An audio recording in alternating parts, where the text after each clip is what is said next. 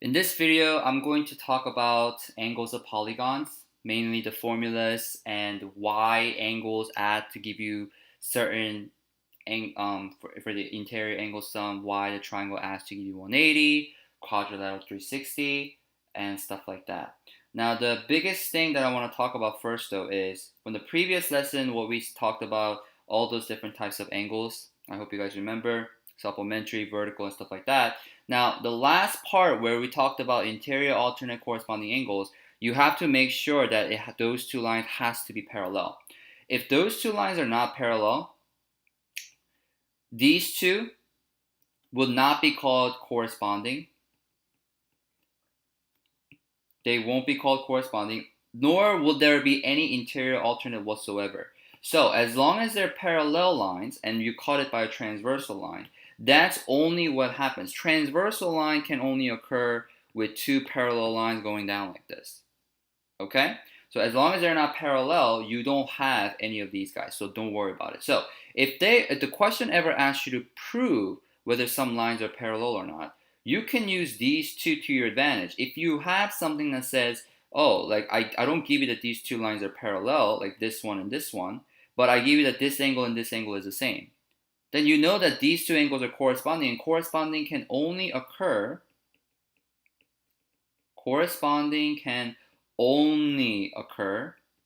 when those two lines are parallel.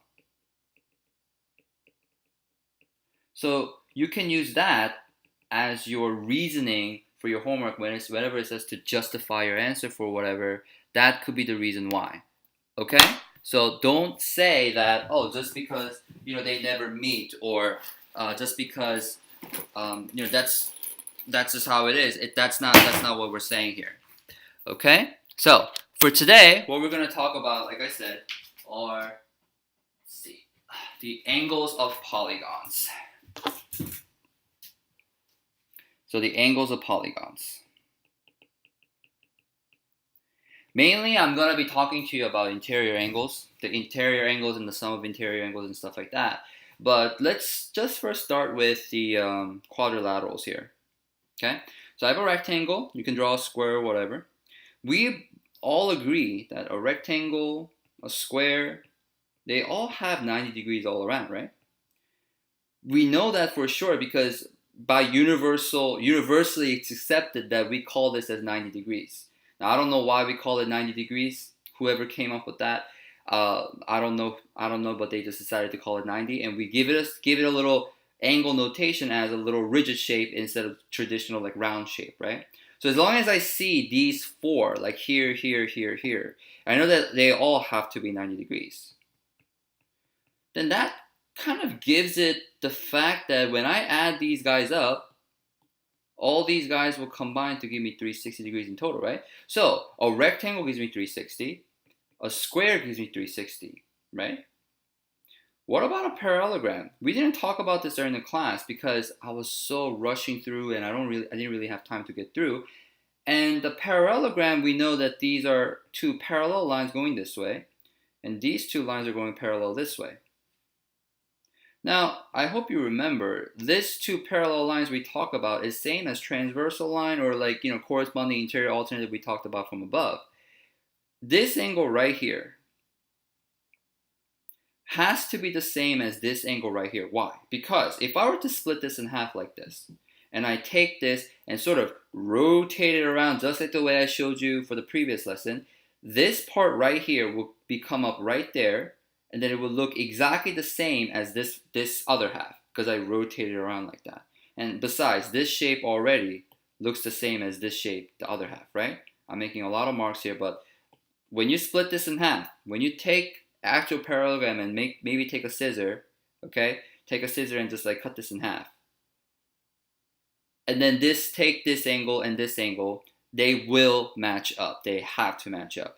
Same thing with this one and this one. Now, what we can call that as is called an interior alternate angles, because this and this, like it changes its position, but because we're talking about two parallel lines here, that's basically the rule as to why that might be. Like here, if I were to cut a line straight like this and make it more of like transversal lines here and here, this angle and this angle will be vertical, this angle, and this angle will be vertical. And what we can do is we can call this and this as corresponding angles, right? Let me draw a little bit more clear so you guys can all see. So these two are parallel lines and these two are parallel lines. Now these angles right here, they're not all necessarily 90 degrees that we had nice and easy as up here. Okay? However, this angle will be the same as this angle because we call that corresponding. Right? Now I know that this is not moving up a level, we're moving to the horizontal level. So if I call this horizontal level 1, horizontal level 2, you see how I move from left to right without switching my position or my shape. My angle still looks like this shaped cone, right? So then what am I going to do is this angle right here translates to this angle. I'm going to mark it with blue because that's called interior alternate. Everything should be just connecting. So here we first used transversal lines to draw out corresponding interior angles. Now what I did was I drew 4 lines now, and look what we have. We have a parallelogram. We have a parallelogram, right? So what we have here is that this right here, this angle has to be the same to each other based on the two properties put together. That also makes this angle and this angle to be the same because this and this would be also again another corresponding in green, and then this translates to this for alternate interior. Interior alternate. Okay, so if you take a look at all the green and the red angles that I drew for this parallelogram particularly,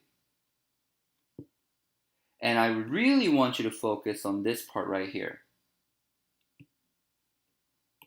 Mark this with red, mark this with green. What do we call that angle?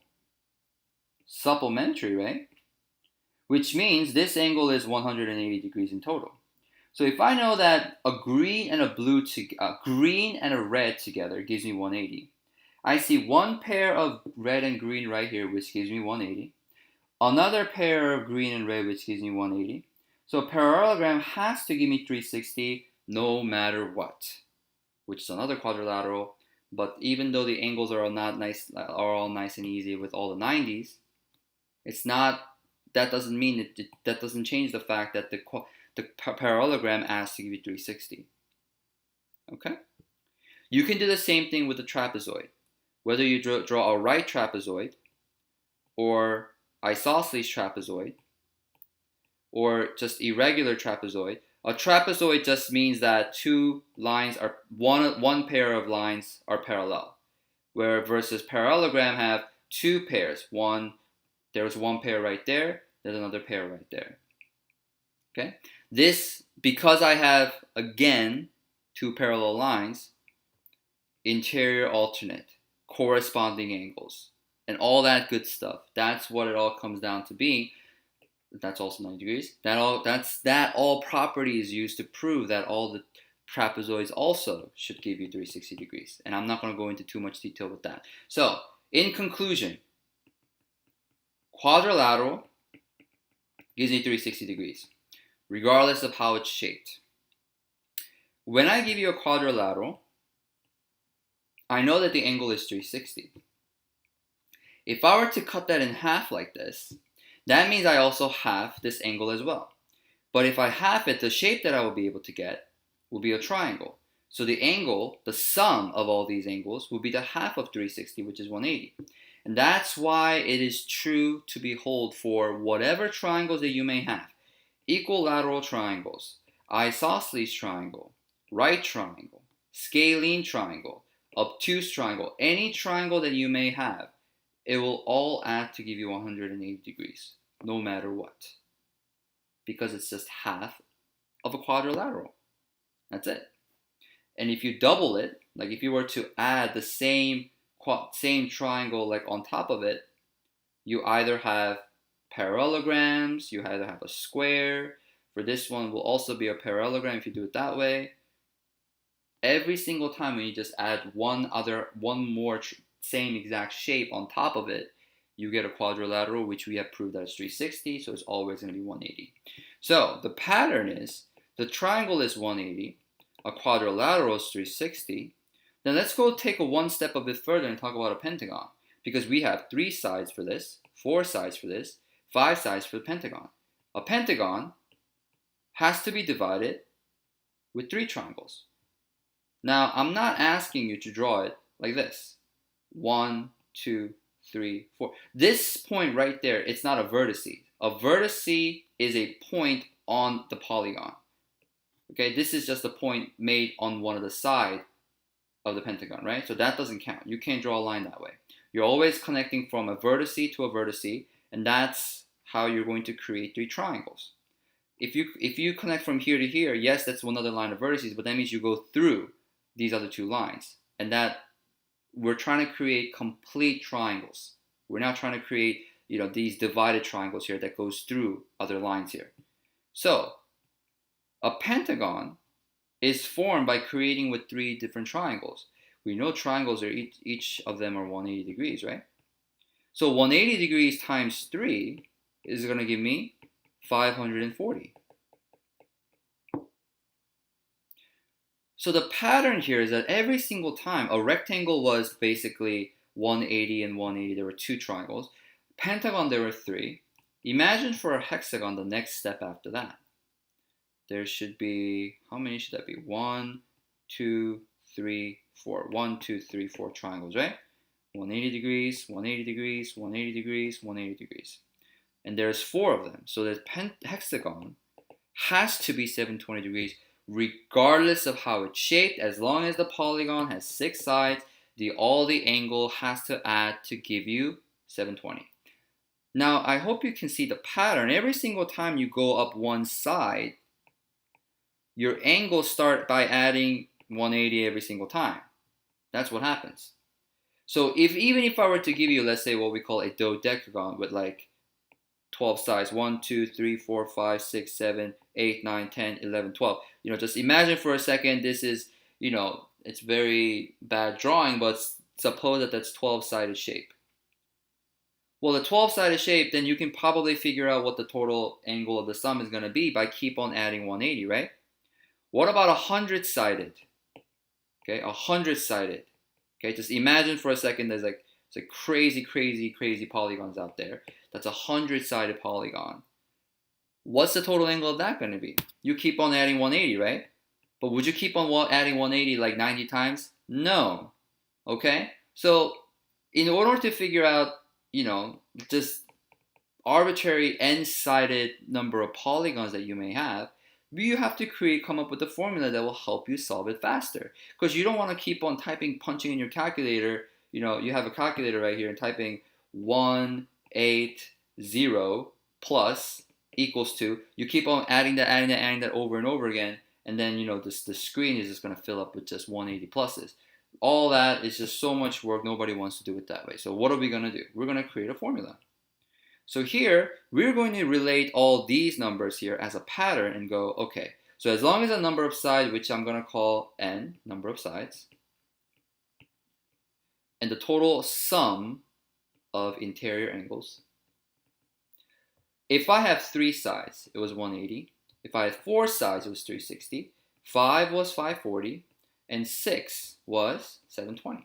So we're somehow going to relate how we're going to come up with the formula here. So here I'm going to use n. If I multiply n straight up with 180, and if I plug this pair in, 3 times 180, I do not get the sum of the interior, which I should be getting, right? So if I call this sum of interior angle, the formula is, I'm just going to say, let me just start with something, n times 180. Would that make sense? No. Because the triangle 3-sided times 180 should not give you 180, but rather it should have been 1 times 180, right? 2 times 180. That will give me a quadrilateral, which is 360. So what happens is, all of these numbers here is basically keep on adding by 180. So that means that you keep on adding by 180s, and then that's 180 times 1. But this is same thing as saying 180 times 2. This is the same thing as saying 180 times 3. So you see the pattern is 180 is the one that's keep on repeating. It's just that these numbers are keep on going up. Same as here, these numbers are keep on going up. So if the number of sides is 3, that should correspond to 1. How do I go from 3 to 1? By subtracting 2 from it, right? How do I go from 4 to 2? 4 to 2. I subtract 2 from it, right? So if I were to give you some n side here, then this should be 180 times what? Whatever the side was, minus 2. Because all these numbers 3 and 4, it's basically 5 minus 2. 6 minus 2 then corresponds to those. So that right there is where the formula came from, 180 times n minus 2. This, I'm going to put like triple star next to it because that's to emphasize how important it is. So what does this equation tell me? The sum of interior angles of a polygon. The sum of interior angles of a polygon should always equal to 180 times n minus 2. So if I were to ask you a 100-sided polygon, if there ever exists a 100-sided polygon, you would say, that's simple. 180 times 100 minus 2, 180 times 98, and you would just have to punch that in your calculator or do that old school style. So 4, 6, 14, 40, 0, 2, and then that will be 1620. Add them together, 3000 and then 60. So you would say 3060 degrees is my answer, and boom. You don't have to keep on punching in 180 plus 180 plus 180 plus. No, it's a lot of work. Why bother doing that? Let's be smart about this. Okay? So this is how you solve for the sum of interior angles, right here. And on the worksheet that you guys have, that was one of the questions. If they ask you that, just write that as your work and show me that you plugged in 180 times n minus 2. And it happens to be an octagon. So then you're going to say 188 minus 2, 180 times 6. So then when you do that, you're going to get 1040 degrees. All of this, show me the work. If you just write 180 minus n minus 2 and then 1040, then I just don't know what happened here. Yes, it's a lot of work. Yes, it's tedious, but that's what I need from you guys. Okay? Now, on the homework that I gave you with the polygon worksheet, there was an interesting question where there was just, they didn't really ask you the sum of interiors on the very first page. So for example, let's say like number 8. If the measure of one interior angle of the regular polygon is 144, find the number of sides. Well, before we talk about number 8, I think we really need to talk about the one of the interior angles and how we figure those out. So we found out that the sum of interior angles, the formula is given to us as always 180 times n minus 2. Now if I want to find out just one interior angle of a polygon, how would I be able to do that? You take the total. So for example, a triangle, total is 180.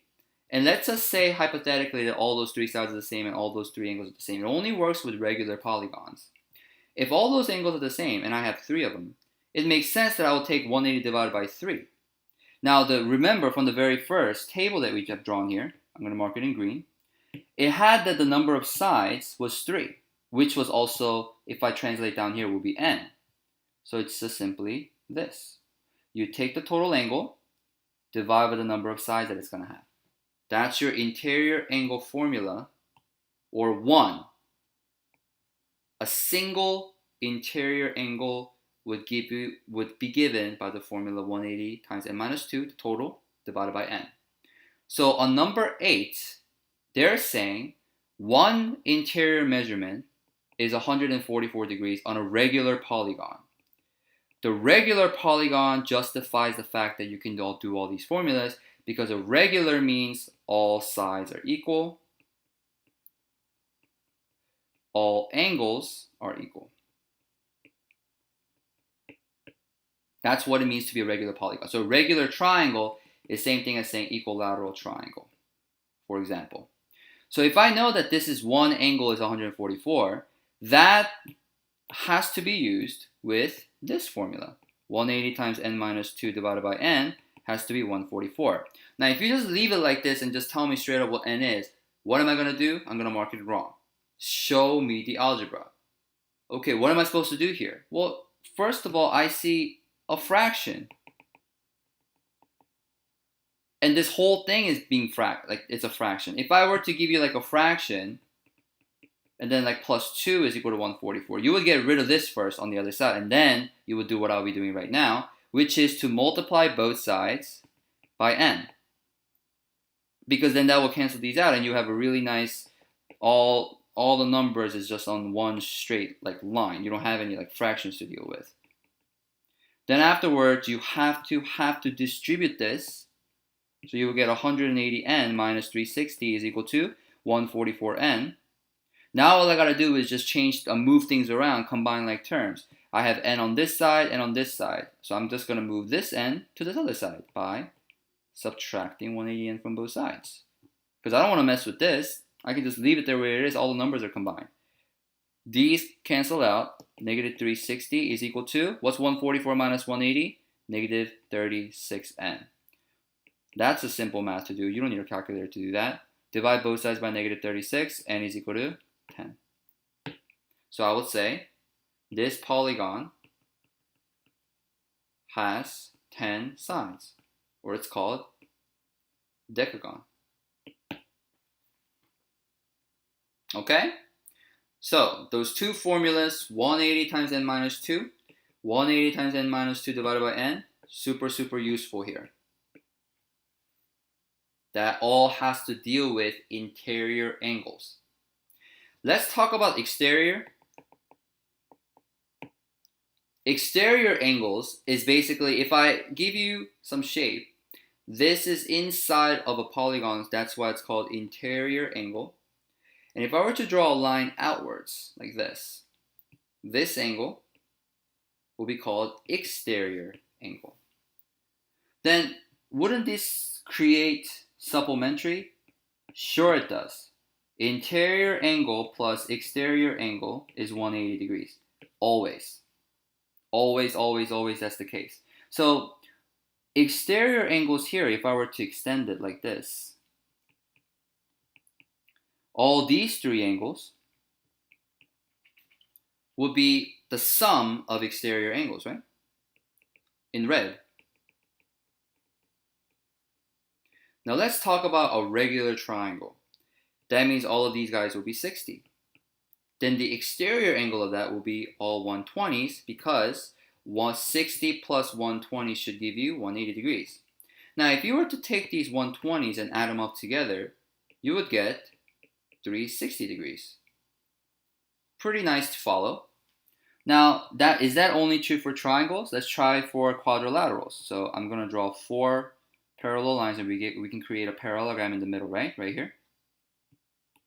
So this angle and this angle are the same because of vertical angles, and this angle creates the supplementary angle to that. So which is also the same thing as called exterior angle for this polygon. So let's just say that this is 30 degrees and 30 degrees. Then this exterior angle would be 150 and this would be 150, right? Now because this angle right here, now the parallelogram, I want you guys to focus on the parallelogram though, but this angle right here, the exterior angle here and here would be the same because they are interior alternate. Don't get confused by my abbreviation up here. That means interior angle. The interior alternate is what we discussed in the previous video of talking about the relationship of those angles in two parallel lines with a transversal. So this is 150. That's also 150. What does this then? This makes it to be 30 degrees, right? And that happens to be also be called exterior angle. Same with here, 150. Then this would be 30. So and this is also exterior angle. So if I take all the exterior angles here, this one, this one, this one, or this one and this one, that's 150 plus 30 plus 150 plus 30, which gives you 360 degrees. Now wait a minute. We got that before. We get it again. So what is going on here? The sum of exterior angles, it's always constant. It's gonna be 360 no matter what. No, it's gonna be 360 degrees no matter what shape you have. Even if you have a pentagon, 2, 3, 4, 5. And these will be called exterior angles here, here, here, here, here. That will still give you 360. Give yourself some angles here. All of these green angles should add to give you 540 in total. You can make up any numbers. But when you add all these black angles here, here, here, here, and here, it should give you 360 regardless of what you're dealing with. As long as all those green angles add to give you 540. Make sure the math checks out when you check this. So the sum of the exterior angles is a constant. You just have to memorize it as sum of the exterior angles is equal to always 360. That's what it means to be exterior angles. Okay? All right. So let's do one problem here. I'm going to do a question 27 on the homework.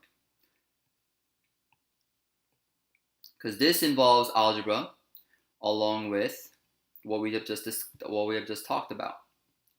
Now, this is 3x, 10y minus 6, 7x, 6x plus 6, and 4x plus 2y. Now, right out of the gate, what we have discussed are angles of polygons. So the angles of polygons tell me that I have to take a look at this and go, what shape is that? How many sides does it have? 1, 2, 3, 4. So that's a quadrilateral. And if you take a look at the patterns that we have seen, a quadrilateral has to give you 360, right? So quadrilateral here, the angle has to give you 360 in total. Well, the angles are all listed like this. So I'm going to add them up. 3x plus 10y minus 6 plus 7x plus 6x plus 6. That has to give you what? 360. Let's combine some like terms to make my math easy because it looks super crazy in here. Minus 6 and plus 6, they will cancel out. That's a 6, by the way. Minus 6 plus 6 will give me a 0, so I don't even have to worry about that. 3x, 7x, and 6x. Add them all together, you get 16x. The 10y just comes along. Was 360. Now, when you have an x and y, you have two unknowns or unknown variables. When you have two unknown variables and you only have one equation, you would say impossible. Why? Because you can't just solve it. Like you can maybe solve for x when you move it around. So you can do this, if you're thinking about this, minus 10y on both sides, and then 16x is equal to 360 minus 10y over 16, and then you would get x is equal to 360 minus 10y over 16. That's a 10. Okay? Then, okay, that's pretty good. But what does that tell me? Like, it doesn't tell me, like if the x was equal to 50, that would be really good for me to know. But this doesn't really tell me anything, right? So what am I going to do? I need another equation. There's another property we can use right here. That's called supplementary, yes? So, supplementary means 4x plus 2y, that's that angle right here, plus 6x plus 6 has to give you 180 degrees. Combine these two like terms, I get 10x plus 2y plus 6 equal to 180 degrees. Minus 6 on both sides, 10x plus 2y gives you 174. The reason why I want to have two equations when I have two unknowns is because systems of equations. I'm going to write this equation right down here. 16x plus 10y is equal to 360. And I hope this looks familiar from your Integrated Math 1 class. All you got to do is just take this equation and multiply this by negative 5. Because then what happens is negative 50x minus 10y equals to 0, 7, and that's 8, right? So minus 870. This just has to distribute to all of these three. And that's what I got right here. I'm going to write the second equation right underneath it. So 16x plus 10y equals to 360. And what happens to these guys? They will cancel out because if you were to add these two equations, minus 10y plus 10y just gives you 0. You add these two guys up, you get negative 34x, and this will give you negative 510. Divide both sides by negative 34. X is equal to, on the side I'm going to make 510 divided by 34, 134, 170, so that's going to be 15. And the two negatives here and here, they will cancel out. Please watch for signs.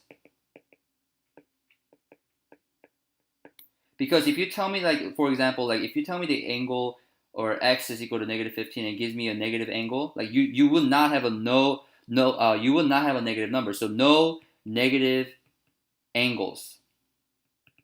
The x can be negative. Don't get me wrong. The x can be negative. But when you plug that x back in, just to check, up here and up here, and when your math doesn't work for whatever reason, then you should know that you should have the answer what you got is not going to be correct. Your x can be negative. This can be negative. But the angle, this angle is like negative 15 degrees. Don't say that. That's what I mean. Okay? So after you found the x, please don't stop there. That's not your, that's not a stop sign. Okay? Because you're still missing what y is. How do I find y? Just plug it back into one of those equations. 10x plus, 2y is equal to 174. Or if you want to choose to use a 16x plus 10y equals 360, be my guest. Pick whichever you want. X equals 15. I like to use this one because this one has smaller numbers to work with. Smaller numbers, easier math. 115, 10 times 15 plus 2y equals 174. 150 plus 2y is equal to 174. 1 minus 150 minus 150. Cross it out. 2y is equal to 24. Y is equal to 12. All of this work, you have to show me the work. Okay? You just put this down and then tell me the y equals 12 directly from there. No credit for that whatsoever. Okay? You guys have to have a start habit of showing me all this work for the algebra portion so that I know your train of thought. Okay? So, I think I went over a lot today. So first we started with the summary of it would be just going over some transversal corresponding angles and stuff like that. The angles of polygons, rectangles, why it creates 180, why it creates 360. Then we came up with two formulas. I put like 3 triple stars next to it. Where is that? Yes, right here. These two formulas, super important. Memorize it.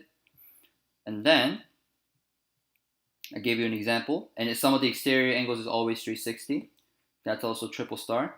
And also the sum of all of those, and then you're using algebra to find x and y. That's just a way of just setting up the equation. That should be fine.